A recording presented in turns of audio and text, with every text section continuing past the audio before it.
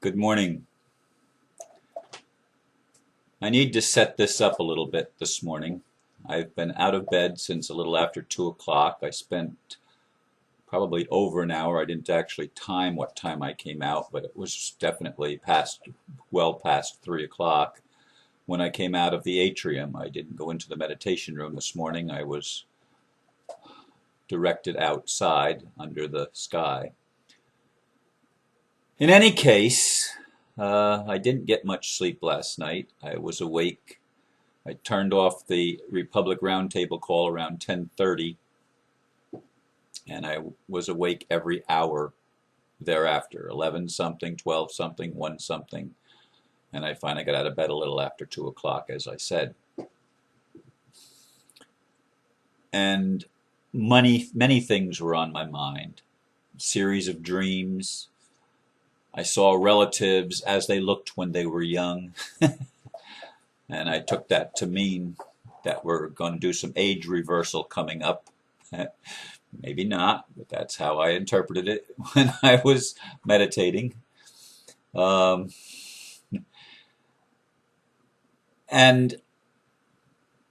in the Republic Roundtable call last night, they actually played a Jewish shofar, the trumpet thing, ram's horn or whatever.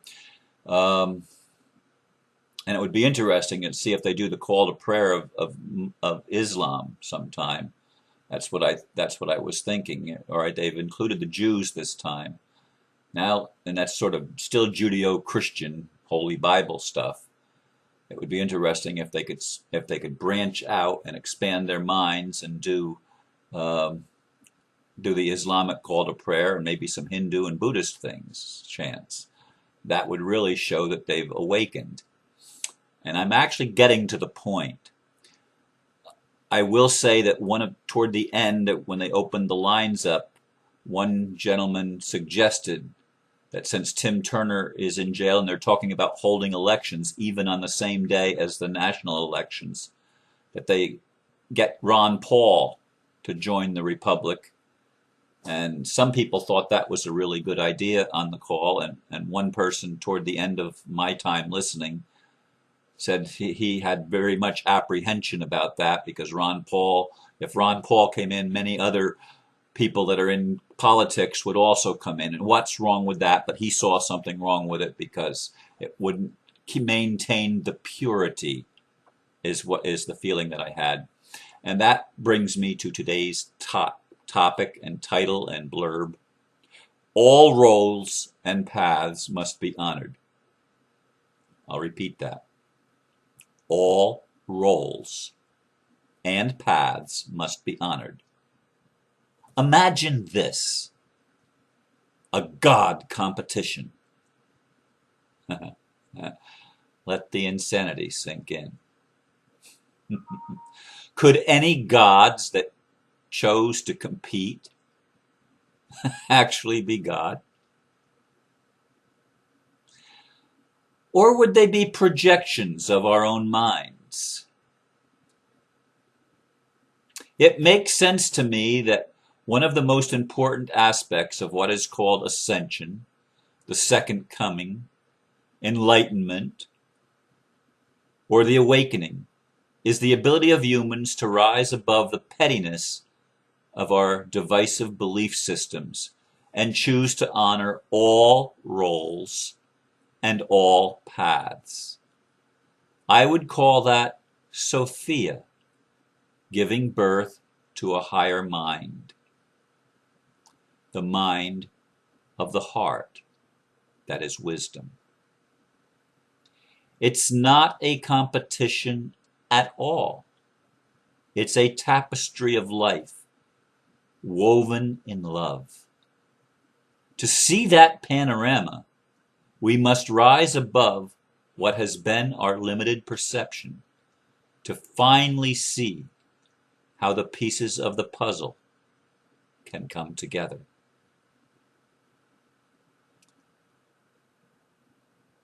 Indeed, the early title when I got out of bed, I thought was going to be, "It's time to come together." And indeed, it is. As I suggested when I talked about them playing the Jewish song and wondering if they'll ever play a Muslim call to prayer or a Buddhist chant or a Hindu, whatever they do. And I apologize for not knowing everything about all of the religions. I know a little bit about a lot of them, but I don't know a lot about any but Christianity. Christianity is the one that I was raised in, so I'm going to know more there than anything else because I love Jesus. But Jesus would not fight Muhammad.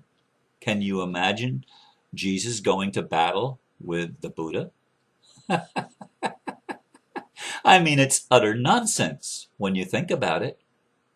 And yet, the followers of these religions, these belief systems, somehow think that their job is to convince the others that their idea of God is superior and the only right one, of course. And it couldn't possibly be that that's our ego telling us that. After all, we have sacred scriptures that go and support our point of view.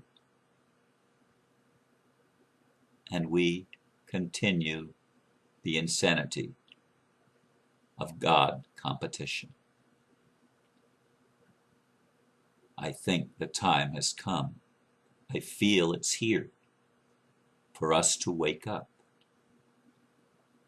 With Tim Turner going to jail, and he is being held by the U.S. Marshals, according to information that I have.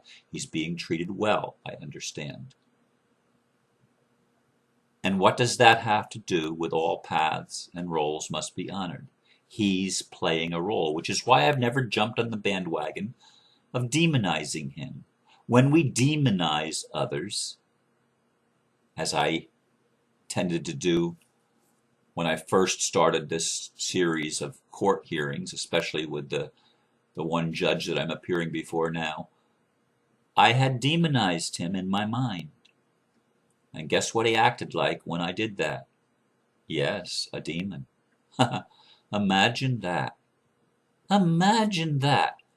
That the universe arranged the situation so that I could see my belief manifested back to me as a mirror. Imagine that the universe would give me such a wonderful gift to have a judge threaten me, intimidate me, coerce me, and admit it in open court. How many times have I done that in my life? Have I had an image of how a certain person is or was going to behave, and I thought I knew the truth, and it wasn't the truth, but I thought it was. And so the universe, in its kindness and in its grace, allowed that person to play that role for me so that I could see it. And maybe, just maybe, something would click in my heart and even in my mind that would say, wait a minute. Are they acting this way because that's how they are? Or are they acting this way because that's how I've expected them to act? Now we know that quantum physics has the experiment of the slot and the wave patterns and the particle proof, but whichever one you're looking for is the one you're going to get in that test. If you're looking for the wave, you're going to get the wave. If you're looking for the particle, you're going to get the particle, because the universe rearranges itself to match up and reflect back our perception of what we expect reality to be. It does it all the time. It's grace in action. Even when we say we don't want it, but we don't really believe it. We don't really believe it because we really don't trust God, because the God that we say we believe in has never proved himself trustworthy to us, because we have expected a polarized God, a God that chooses to compete. How can that be God? I mean, give me a break, for God's sake. Excuse the pun. Give me a break.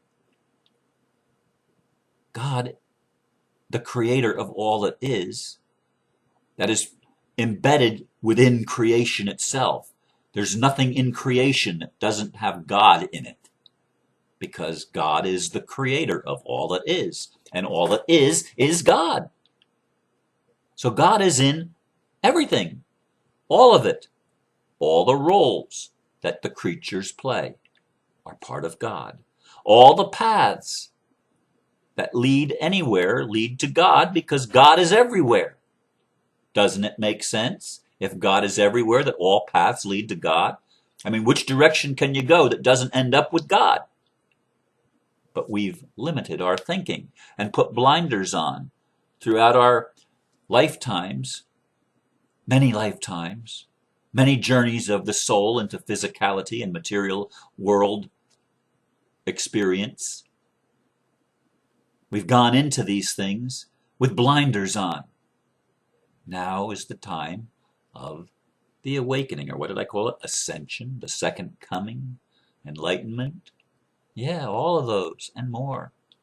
Because the higher mind is descending and we are ascending to meet it, so that we're coming together. The distance between our head that created all of these belief systems and our heart that only knows love and purity are coming together. And the lower energies and the higher energies are merging at the heart. And the heart is the greatest wisdom. It's Sophia. It's the feminine. It's the nurturer. It's the one that validates you. Always validates what you believe and what you expect.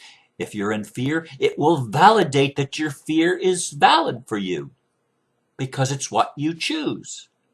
If you choose lack, it will validate that your choice is the right one for you right now, because it's the lesson that you're giving yourself. And the universe will say, okay, yes, if that's the lesson you want to learn, we're going to let you have that lesson. We're going to let you learn that. And it cooperates graciously, allowing you to create a belief system for yourself that will teach you the things you need to learn. That's what's happening with Tim Turner now. He was caught up in believing that his belief system was right, so he wanted to protect Christianity. He wanted to protect the Holy Book. He wanted to protect the idea that all of the Bible is inspired by God, in fact, authored by God. And he gathered around himself people that wanted to protect that, and they formed the Republic. It can't continue like that. Bringing Ron Paul in would be wonderful, to have an actual election in the Republic. Now, they didn't just arrest Tim Turner. They came after the Republic's Record Bureau and, I guess, took into custody, if I understood correctly last night, they took into custody some of the records that were being held by the Republic and in the Republic, land patents and other documentation. I don't know what all was taken. I could imagine all of it was probably confiscated, because the corporation is afraid. But, hear me, the people that did the raid, the people that ordered the raid, are still people. The problem is not the people. I want you to get that. The problem is not the people. They're playing roles. The problem is our expectations. Our beliefs create our experience. And those that think that life is all about a battle between God, a God competition, a religion competition. If you think it's all about the devil and God, well, then you have a very big devil and a very little God. And it's not God at all. In fact, can't be. Because God, why would God, who has all power and all knowledge and all wisdom and is everywhere present and knows everything from the beginning to the end, the Alpha and the Omega, the beginning and the end. Why would that God compete with something else? Can't. You say, but Ron, look at the world. Yes, look at the world. Look at the world that we have created by believing that opposites or duality meant it had to be a duel. And no wonder people want to end duality, because they want to end the dueling. But it wasn't designed to duel. It was designed to dance. But we had to experience the duel before we would allow ourselves to experience the dance. So let's honor each other in whatever role we're playing and recognize deep down inside, no matter what that person is doing, even if they're a psychopath, deep down inside, there's a part of them, there's a light in that darkness, and that light is divine. That light is a spark of divine life and essence. And it's real. And it's in everyone. And if we start seeing that, guess what's going to happen to the world? Guess what's going to happen as we form republics and as we experience prosperity for everyone? Guess what's going to happen if you start seeing the Illuminati not as the demon, but as a gift to awaken us to the truth? I leave you with these thoughts, and I thank you once again for listening. Namaste. I recognize the divine in you, and you can see it in me too. Thank you for that. Peace.